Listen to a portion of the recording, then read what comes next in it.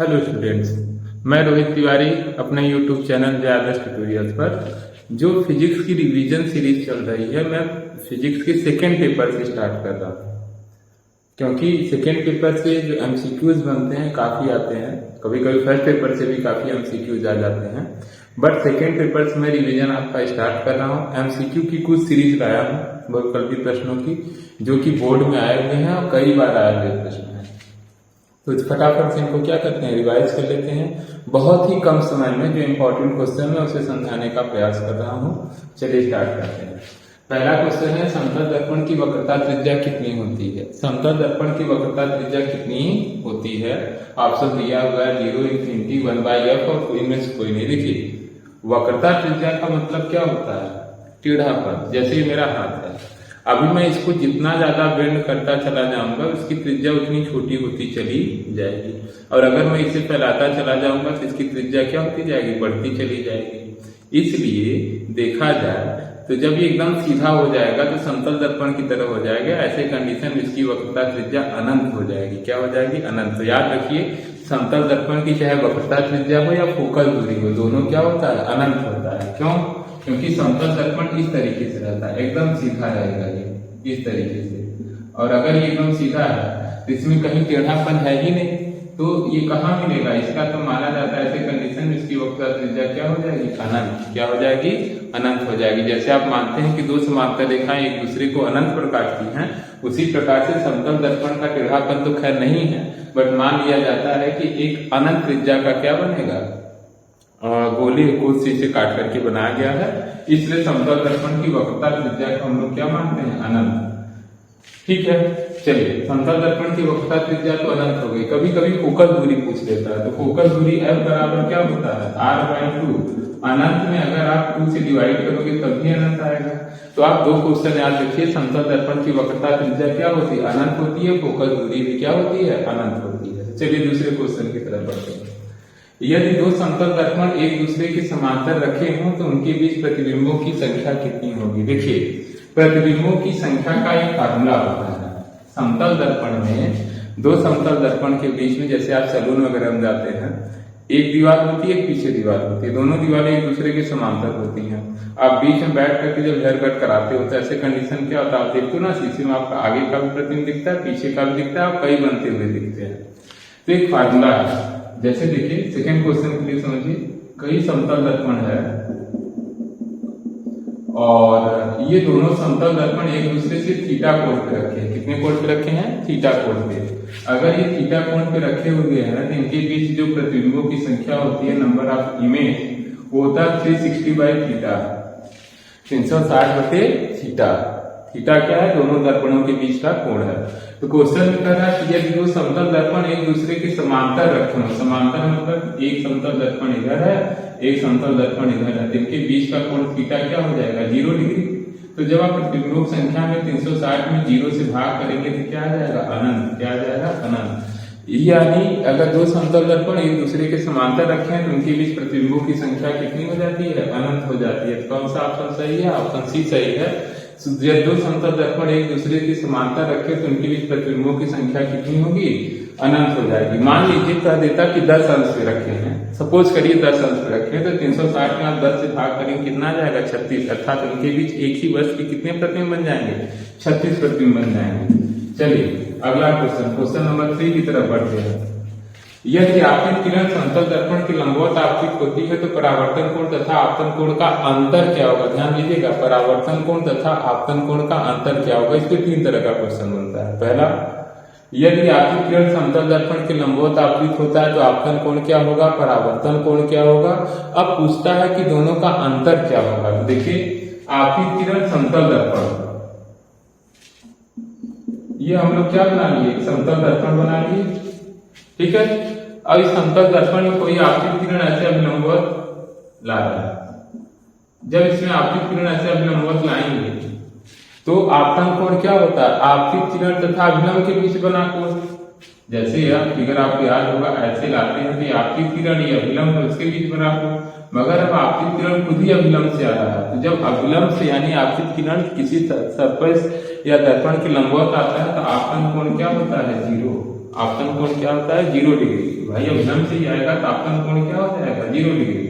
अपवर्तन कोण, परावर्तन के नियम से आपतन कोण बराबर परावर्तन कोण। अगर आपतन कोण 0 है तो परावर्तन कोण भी कितना हो गया 0 डिग्री हो गया। क्वेश्चन में क्या पूछा है कि आपतित किरण समतल दर्पण के लंबवत आपतित होती है तो परावर्तन कोण तथा आपतन कोण का अंतर। आपतन कोण 0 है, परावर्तन कोण भी 0 है। 0 में से 0 अगर हम लोग घटाएंगे तो 0 ही आने वाला आंसर है। यानी कौन सा विकल्प सही होगा 0, 10, 20, 9, यानी कौन सा 0 डिग्री। आपतन कोण और परावर्तन कोण का अंतर कितना हो जाएगा 0 डिग्री हो जाएगा। ठीक है, चलिए क्वेश्चन नंबर 4 की तरफ बढ़ो। क्वेश्चन नंबर 4 कर रहा है कि निम्न में से कौन सा दर्पण सदैव आभासी सीधा और वस्तु से छोटा प्रतिबिंब बनाता है, बताइए। आभासी प्रतिबिंब तीनों दर्पण में बनता है, अवतल में भी बनता है, समतल में भी बनता है और उत्तल में भी बनता है।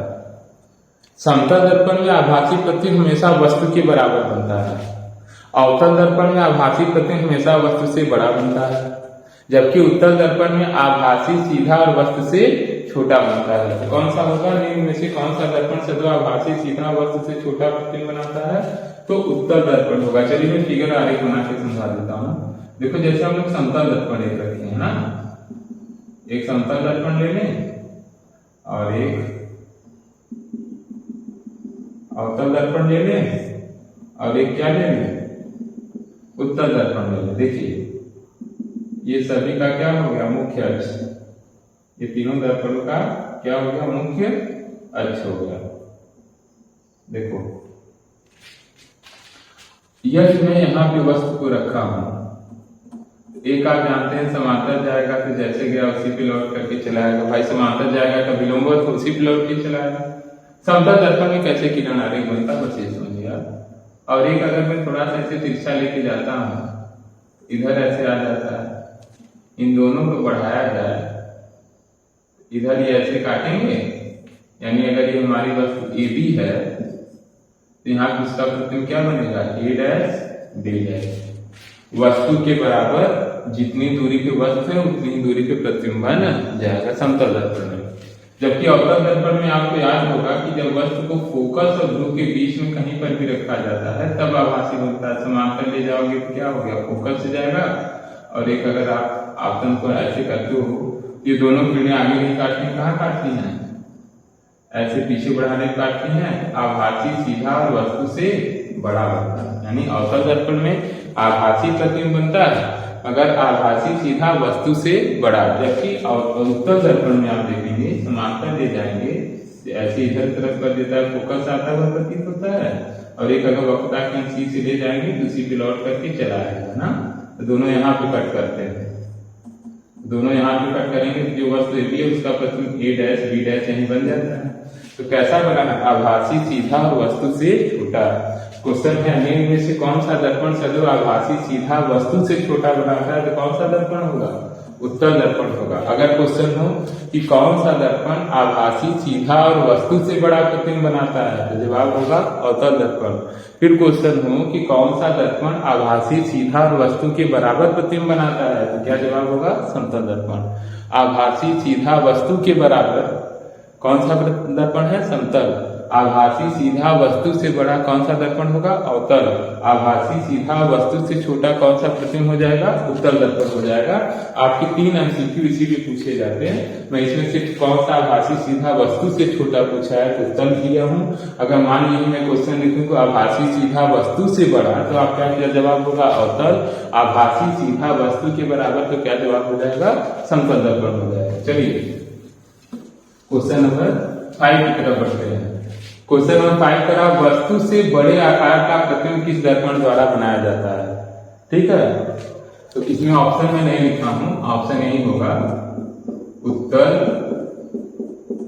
अवतल, समतल, सभी। बताइए अभी हम लोग जस्ट पढ़े हैं कि समतल में वस्तु के बराबर प्रतिबिंब बनता है, अवतल में उत्तल में आभासी वस्तु से छोटा बनता है, अवतल ही ऐसा प्रतिबिंब है कि जब उसमें वास्तविक प्रतिबिंब बनते हैं तो कुछ परिस्थितियों में प्रतिबिंब की लंबाई वस्तु से बड़ी होती है, और आभासी भी अभी मैं जस्ट पीछे समझाया, आभासी में क्या होता है, वस्तु से बड़ा प्रतिबिंब बनता है। तो वस्तु से बड़ा प्रतिबिंब अगर देखा जाए तो सिर्फ अवतल दर्पण में बनता है। किससे बनता है? अवतल दर्पण में वस्तु से बड़ा प्रतिबिंब बन सकता है, बाकी समतल में वस्तु के बराबर बनेगा, उत्तल में वस्तु से छोटा बनेगा। ठीक है, ये आपकी क्या हो गई, 5 क्वेश्चन कंप्लीट हो गया। जल्दी से इन्हें टिक कर लीजिए, लिख लीजिए, फिर आगे के क्वेश्चन की तरफ बढ़ते हैं।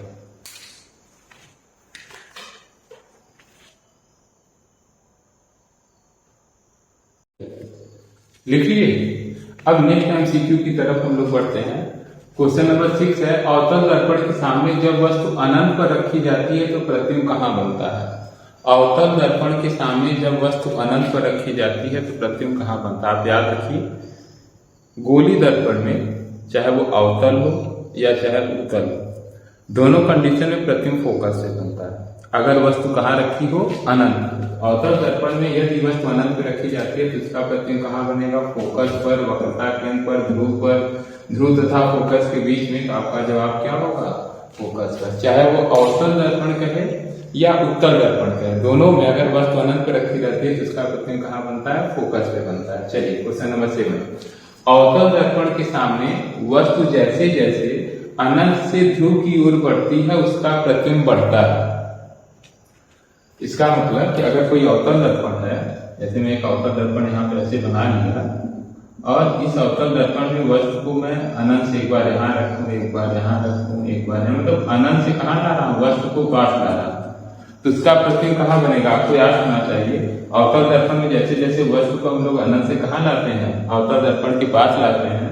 तो जैसे अनंत भी बताया कहाँ बनता है? फोकस से बनता है प्रतिबिंब। अनंत और सीए के बीच में यानी वक्रता केंद्र के बीच में लेंगे तो जैसे जैसे वस्तु को हम आगे ले जाते हैं उसका प्रतिबिंब ध्रुव से दूर होता चला जाता है। लास्ट में जब फोकस पे रखते हैं प्रतिबिंब अनंत बन जाता है। ठीक है, तो अवतल दर्पण के सामने वस्तु जैसे जैसे अनंत से ध्रुव की ओर बढ़ती है उसका प्रतिबिंब बढ़ता है। फोकस से ध्रुव की ओर, मतलब फोकस से ध्रुव की ओर नहीं, ध्रुव से अनंत की ओर, ध्रुव से, ये सही है, ध्रुव से कहाँ बढ़ेगा? अनंत की ओर बढ़ेगा।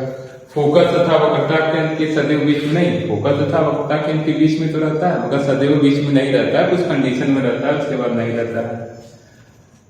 और सभी नहीं, सभी भी नहीं होंगे, यानी कौन सा इसका सही जवाब होगा? ध्रुव से अनंत की ओर होगा। चलिए क्वेश्चन नंबर 8, यदि किसी अवतल दर्पण की फोकस दूरी 30 है तो उसकी वक्रता त्रिज्या कितनी होगी? अब आपको फोकस दूरी तथा वक्रता त्रिज्या में संबंध याद रहना चाहिए। चलिए बताइए, फोकस दूरी क्या होती है? वक्रता त्रिज्या की आधी होती है। तो यदि किसी अवतल दर्पण की फोकस दूरी कितना दिया है? 30, तो वक्रता त्रिज्या 3 गुना 60। चलिए देखिए ऑप्शन देखिए, 15 -15 -60 +60। अच्छा हाँ, साइन यूनिट से पूछ रहा है तो आपको पता होगा कि अवतल दर्पण की फोकस दूरी क्या होती है? माइनस होती है, यानी यहाँ पे हमारा जो जवाब होगा -60 होगा। क्या होगा? -60। अगर यही क्वेश्चन आपका रहता कि यदि किसी उत्तल दर्पण की फोकस दूरी 30 है, अवतल नहीं, उत्तल दर्पण की फोकस दूरी 30 है तो वक्रता त्रिज्या, तो आपका जवाब होता +60। क्या होता? +60, क्योंकि उत्तल दर्पण की वक्रता त्रिज्या या फोकस को धनात्मक माना जाता है, अवतल दर्पण की ऋणात्मक माना जाता है। क्यों माना जाता है? चिन्ह परिपाटी में आपको मैं बताया था। चलिए क्वेश्चन नंबर 9, एक अवतल दर्पण की फोकस दूरी 10 है और वस्तु 10 सेंटीमीटर की दूरी पे रखा है, प्रतिबिंब कहाँ बनेगा? ये बढ़िया क्वेश्चन है, कई बार एमसीक्यू में आएगा, बहुत ही इंपॉर्टेंट क्वेश्चन ये है। इसका जवाब तो ऐसे आपको रिली याद रहना चाहिए। जैसे क्या है, एक अवतल दर्पण की फोकस दूरी 10 है, चलो हम लोग बना लें। ये अवतल दर्पण हो गया, इसकी फोकस दूरी कितनी हो गई? मान लो यहां से यहां तक 10 है, और वस्तु को भी कहाँ रखा गया है? देखो 10 पर, यानी फोकस दूरी भी 10 है और वस्तु की स्थिति भी कितनी है? 10 है। प्रतिबिंब पूछ रहा है तो आपको याद होगा कि अवतल दर्पण में अगर वस्तु को फोकस पे रखते हैं तो इसका प्रतिबिंब कहाँ बनता है? अनंत पे बनता है। कहाँ बनता है? अनंत पे। आप ऐसे भी कर सकते हो, नहीं बाई फार्मूला भी कर सकते हो, 1/v + 1/u = 1/f होता है। दर्पण के लिए हमें v निकालना है, u -10 लेंगे, क्योंकि अवतल दर्पण के सामने जो भी चीजें होती हैं वो सब ऋणात्मक ली जाती हैं और फोकस इसका माइनस ही होता है, -10 ± माइनस हो जाएगा, -1/2 ये हो गया, ये माइनस उस साइड आएगा प्लस हो जाएगा, कैंसिल होकर 0, 1/v की वैल्यू 0, v की वैल्यू 1/0 यानी इंफिनिटी। तो प्रतिबिंब कहाँ बनेगा? आप फार्मूले से भी कर सकते हो, फार्मूले से भी निकाल करके कर सकते हो, अनंत में बनेगा नहीं। याद रखो कि अनंत स्थित वस्तु का प्रतिबिंब कहाँ बनता है? फोकस पे। तो फोकस पे रखेंगे तो उसका प्रतिबिंब कहाँ बनेगा? अनंत में बनेगा। क्वेश्चन नंबर 10 देखिए, क्वेश्चन नंबर 10 कह रहा कि यदि किसी दर्पण द्वारा बनाए गए प्रतिबिंब का आकार वस्तु के आकार के बराबर हो तो दर्पण की आवर्धन ज्ञात करें। तो आवर्धन का फार्मूला क्या होता है? प्रतिबिंब की लंबाई बटे वस्तु की लंबाई, HI/HO, height of image by height of object. तो यदि किसी दर्पण द्वारा बनाए गए प्रतिबिंब का आकार वस्तु के आकार के बराबर है, मतलब HI और HO दोनों आपस में क्या है? बराबर है। प्रतिबिंब का आकार, अच्छा ये बताओ, HI और HO अगर आपस में बराबर है तो कट के कितना हो जाएगा? 1 हो जाएगा। ठीक है, अगर देखो होता क्या, आवर्धन का फार्मूला होता है प्रतिबिंब की लंबाई बटे वस्तु की लंबाई है। दर्पण में -v/u भी होता है, बट यहाँ पे लंबाई, प्रतिबिंब की लंबाई और वस्तु की लंबाई की बात किया है। तो दोनों अगर आपस में बराबर है, HI height of image equal to height of object, दो अगर राशियां बराबर है तो उनका रेशियो निकालेंगे तो कट के कितना आएगा? 1 आएगा, यानी आवर्धन 1 होगा। तो कौन सा ऑप्शन सही है? ए सही है। आज के लिए इतना ही, फिर कल हम क्या करते हैं, आपको 10 से 15 MCQ का सेशन लेकर के आएंगे जिसमें आपको जो बोर्ड में आएंगे क्वेश्चन है मैं सब वही करा रहा हूँ। ठीक है, चलिए आज के लिए धन्यवाद। यदि आपको सेशन अच्छा लगा हो तो क्या करना है, चैनल को सब्सक्राइब कर लेना, अपने दोस्तों के बीच में वीडियो को ज्यादा से ज्यादा शेयर करिए। ठीक है, धन्यवाद।